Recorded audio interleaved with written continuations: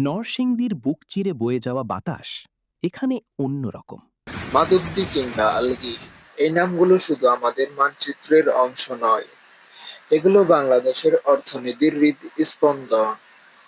এক একটি জনপদ যেন এক একটি ম্যানচেস্টার। চারপাশে তাকালে দেখবেন সারিবদ্ধ মেশিনগুলো একযোগে প্রাণ ফিরে পেয়েছে। বাতাসের গন্ধে মিশে আছে চট্টগ্রাম। এক পাশ থেকে যখন শত শত মেশিন চলতে শুরু করে, মনে হয় যেন এক জীবন্ত শিল্পের মহোৎসব চলছে আমাদের এই নরসিংদীর আঙ্গিনায়। এই বিশাল যজ্ঞের মূল কারিগর আমাদের শ্রমিক ভাইয়েরা। দিন নেই রাত নেই, তারা সুতোর সাথে মিতালি করে কাপড়ের পর কাপড় বুনে চলেন। যখন পুরো শহর ঘুমে আচ্ছন্ন, তখনও আমাদের কাঠালিয়া মাদুদের কাঠছালাগুলো জেগে থাকে, তবুও বিরাম নেই। নলি মেশিনে সুতা ভরা থেকে শুরু করে কাপড় তৈরি করে শ্রমিক ভাইয়েরা।